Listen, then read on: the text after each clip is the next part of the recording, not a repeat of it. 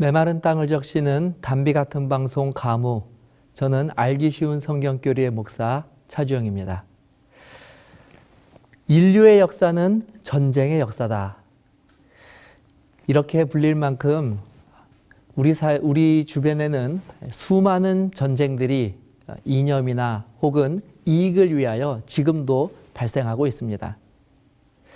하지만 우리가 살고 있는 이 세상에는 이처럼 눈에 보이는 전쟁을 넘어서 눈에 보이지 않는 영적 전쟁도 존재한다는 사실을 혹시 아십니까? 하나님과 그를 대적하는 이 사단 마귀 사이에서 일어나는 그 전쟁을 영적 전쟁이라고 하고요. 또 다른 말로는 대쟁투라고 부르기도 합니다. 자, 누군가에게는 이 대쟁투라는 단어가 매우 낯설게 느껴질 수 있기 때문에 한 번만 더 이 대쟁투의 개념을 정리하여 드리도록 하겠습니다. 이 대쟁투란 절대 선이신 하나님과 그리고 그 하나님을 대적하는 정신을 가진 피조물인 사단 마귀 사이에서 일어난 영적 전쟁을 의미합니다. 그래서 이 전쟁은 우리가 살고 있는 이 지구에만 국한된 것이 아니라 그 범위가 하나님이 만드신 모든 피조물 세계를 포함하는 전 우주적 전쟁으로서 이 전쟁의 핵심 쟁점인 선악을 들어서 이 쟁투를 선악의 대쟁투라고 부르기도 합니다. 정리하면 오늘부터 우리가 다루는 이 전쟁은 하나님과 하나님을 대적하는 마귀 사이에서 일어나는 영적 전쟁이며 절대선이신 하나님과 이 죄악의 시초가 되는 마귀가 일으킨 선악의 싸움으로서 그 범위는 하나님이 만드신 모든 피조물 세계에 미치는 우주적 전쟁이기에 이 전쟁을 일컬어 대쟁투 혹은 선악의 대쟁투라고 부르는 것입니다. 자, 선과 악 그리고 하나님과 마귀 사이의 전쟁이라는 주제가 아마 이 방송을 보시는 여러분들의 호기심을 매우 강하게 자극할 것이라고 생각됩니다. 여기서 잠깐 좀 제가 우려가 되는 부분이 있습니다. 그것은 제가 이 주제를 가르칠 때마다 종종 느끼게 되는 좀 당황스러운 반응 중에 하나인데요. 그것은 많은 분들이 이 영적인 전쟁에 대한 성경의 가르침을 가르칠 때에 그리스나 혹은 로마 신화에 나오는 신들의 이야기처럼 이 사람들의 상상력이 만든 허구의 이야기로 이 대쟁투의 이야기를 치부해 버린다는 것입니다. 그렇기 때문에 이 성경을 공부할 때 항상 우리가 잊지 말아야 할 가장 기본적이고 중요한 태도 한 가지를 우리가 이 시간에 좀 짚고 넘어가기를 원합니다. 그것은 오늘 저와 여러분들이 배우는 바로 이 주제는 그 근거가 바로 하나님의 말씀에 있기 때문입니다.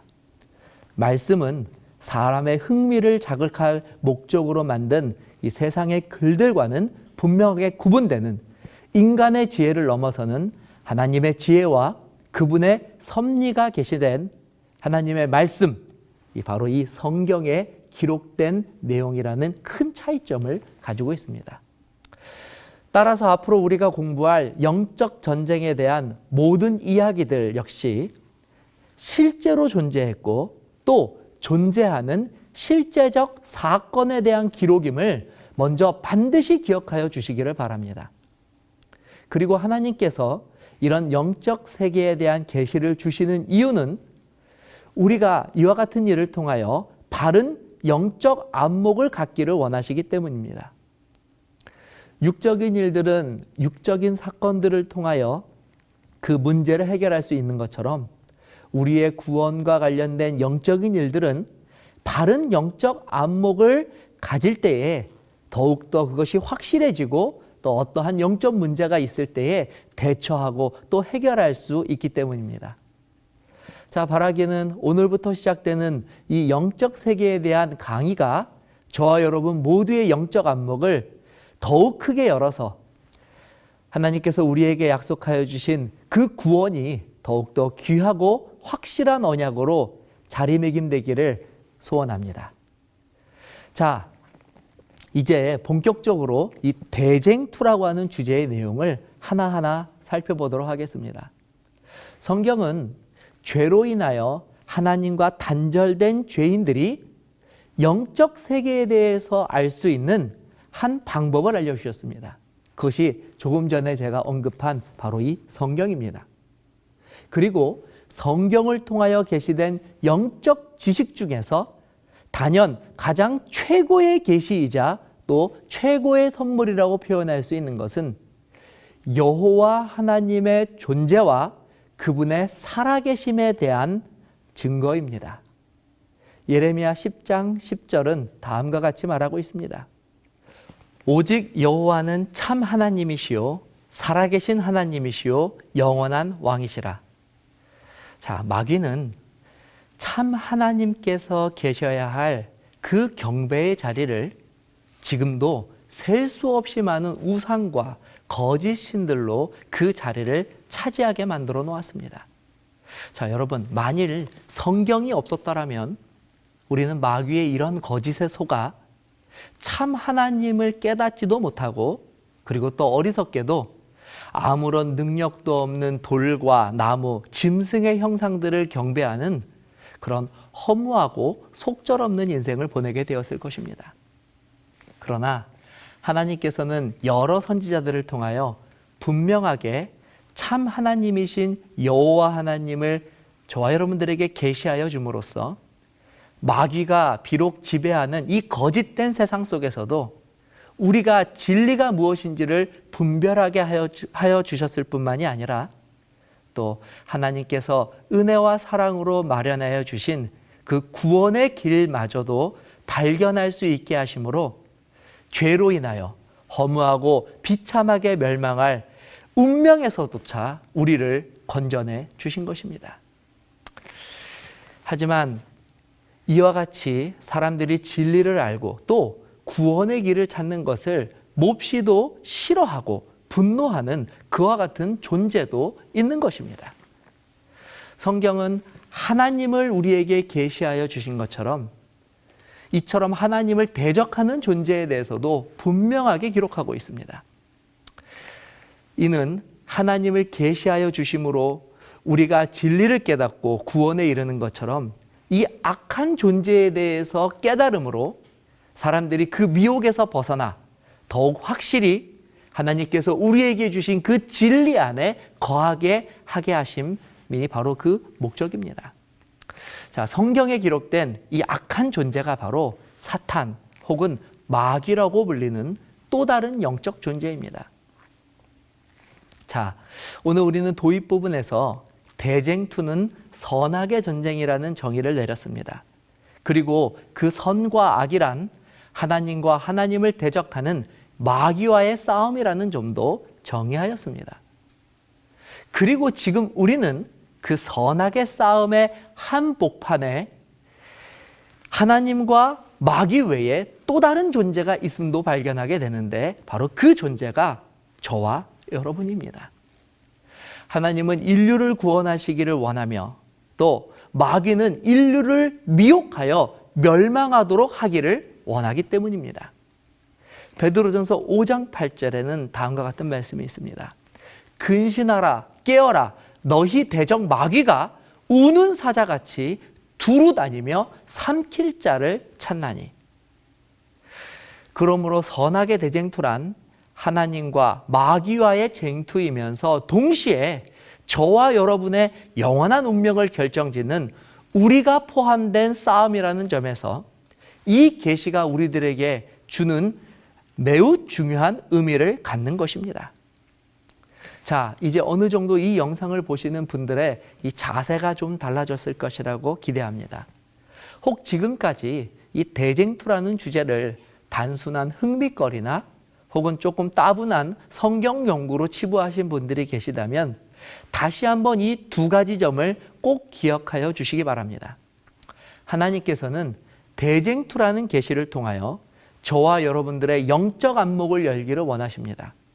그리고 이 열린 영적 안목을 통하여 하나님께서 베풀어 주신 구원과 영생의 선물을 빼앗기 위해 미혹하는 악한 존재, 즉 마귀와 사단의 일들을 발견하게 되기를 또한 원하십니다. 대쟁투는 하나님과 마귀 그리고 구원받을 성도들인 저와 여러분들이 포함된 전쟁이라는 점을 절대 잊지 않게 되시기를 바랍니다.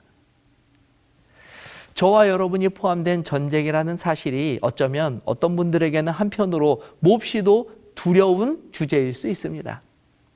그렇기 때문에 오히려 더욱 큰 각오를 저와 여러분들이 가져야 합니다. 우리는 반드시 이 전쟁에서 이겨야 하기 때문입니다. 그리고 하나님께서는 이 전쟁에서 성도들이 승리할 수 있도록 이미 하나님의 모든 승리의 계획을 이 성경에 다 우리에게 낱낱이 계시하여 주셨습니다. 자, 그렇다면 하나님이 계획하신 그 승리의 계획이 무엇인지 한번 살펴보도록 하겠습니다. 자, 먼저 유명한 한 병법서에도 있듯이 이 적을 알고 나를 알면 백전백승이라고 하였습니다. 먼저 하나님을 대적하고 성도를 미혹하는 그 대적 마귀가 어떤 존재인지부터 한번 알아보도록 하겠습니다. 자, 이사야 14장 12절의 말씀을 읽어보도록 하겠습니다. 너 아침의 아들 계명성이여 어찌 그리 하늘에서 떨어졌으며 너 열국을 엎은 자여 어찌 그리 땅에 찍혔는고. 이사야 선지자는 하늘에서 떨어진 한 존재에 대해 그가 받은 계시를 기록하였습니다. 자, 이 내용을 보면 한 특별한 단어가 눈에 띕니다. 한글 성경에는 이 하늘에서 떨어진 존재를 계명성이라고 부르고 있고, 또 이 구절의 영문판인 킹 제임스 버전에서는 이 루시퍼라고 하는 단어로 그를 묘사하고 있습니다. 아마 교회를 출석하시는 분들은 교회에서 한 번쯤은 이 루스벨이라는 단어를 들어보셨을 것입니다.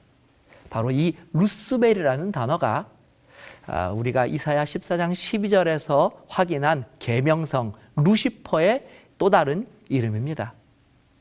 자, 그렇다면 하늘에서 떨어진 이 루스벨의 정체는 무엇일까요? 에스겔 28장 14절에 다음과 같은 말씀이 있습니다. 너는 기름 부음을 받고 지키는 그룹이며 내가 너를 세우며 내가 하나님의 성산에 있어서 불타는 돌들 사이에 왕래하였도다. 자, 루스벨에 대한 첫 번째 단서는 그가 하나님으로부터 임명받은 그룹이었다는 것입니다. 이 그룹이라는 단어는 천사의 한 부류를 나타내는 단어인데요. 이 성경에서는 하나님을 수행하는 천사들 중에서도 하나님 가장 가까이에서 하나님을 모시는 자들을 묘사할 때 그들을 그룹이라고 표현하였습니다. 그래서 이 그룹 천사는 선지자들이 이상을 통하여 하나님의 보좌를 볼 때 자주 하나님과 함께 등장합니다. 예를 들어 에스겔 10장 1절에서는요. 이에 내가 보니 그룹들 머리 위 궁창에 남보석 같은 것이 나타나는데 그들 위에 보좌의 형상이 있는 것 같더라. 자, 따라서 루스벨은 우리가 아는 마귀이기 이전에 한때는 하나님을 가장 가까이에서 모시는 그룹 천사였다는 것을 알 수 있습니다. 마귀의 원래 정체가 천사였다는 사실과 그것도 하나님을 가장 가까이에서 모셨던 그룹 천사였다는 사실에 충격을 받으셨을 수도 있으실 겁니다. 그런데 이보다 더 충격적인 기록이 성경에 나옵니다. 에스겔 28장 12절 그리고 15절에 있는 말씀을 보도록 하겠습니다. 인자야 두로왕을 위하여 슬픈 노래를 지어 그에게 이르기를 주 여호와의 말씀에 너는 완전한 도장이었고 지혜가 충족하며 온전히 아름다웠도다. 내가 지음을 받던 날로부터 내 모든 길이 완전하더니 마침내 내게서 불의가 드러났도다. 에스겔은 이상 가운데 이 두로 왕을 루스벨에 비유하여 이야기하였습니다. 여기에서 루스벨이 어떤 존재였는지 이 구체적인 단서가 기록되어 있는데요. 이 기록에 따르면 루스벨은 하나님이 창조한 피조물 중에서도 가장 완전하고 지혜가 충만할 뿐만 아니라 아름답기까지 하였다고 말하고 있습니다. 자, 다시 말해 루스벨은 하나님의 창조한 존재로서 창조받은 존재 중에 가장 많은 것을 받은 피조물이었을 뿐만 아니라 피조물로서 누릴 수 있는 가장 거룩하고 영광스러운 자리까지 얻었던 자였습니다. 그는 잘 알려진 대로 모든 천사들을 지도하는 거룩한 천사장의 직분까지 가진 존재였던 것입니다. 그런데 에스겔 선지자는 이런 완벽한 하나님의 사랑과 은혜와 신임을 얻었던 루스벨이 하나님께 불의하게 되었다는 매우 충격적인 내용을 기록하고 있습니다. 불의하게 되었다는 말은 의로우신 하나님께 대하여 대적하게 되었다는 말인데, 루스벨이 하나님께 이 불의하게 되었다는 이 사건이 바로 성경에 나타난, 아니 온 우주에 나타난 최초의 죄에 대한 기록이기도 합니다. 그러면 도대체 루스벨은 무엇 때문에 하나님을 대적하고자 하는 마음을 품게 되었을 것일까요? 왜 그는 하나님을 대적하여 하필 하나님과 싸움을 시작한 것일까요? 자, 다음 시간에는 이 루스벨의 타락의 이유와 그로 인해 지구에 살고 있는 인류가 어떻게 그 전쟁에 휘말리게 되었는지 그 역사적인 사실들을 살펴보도록 하겠습니다. 감사합니다.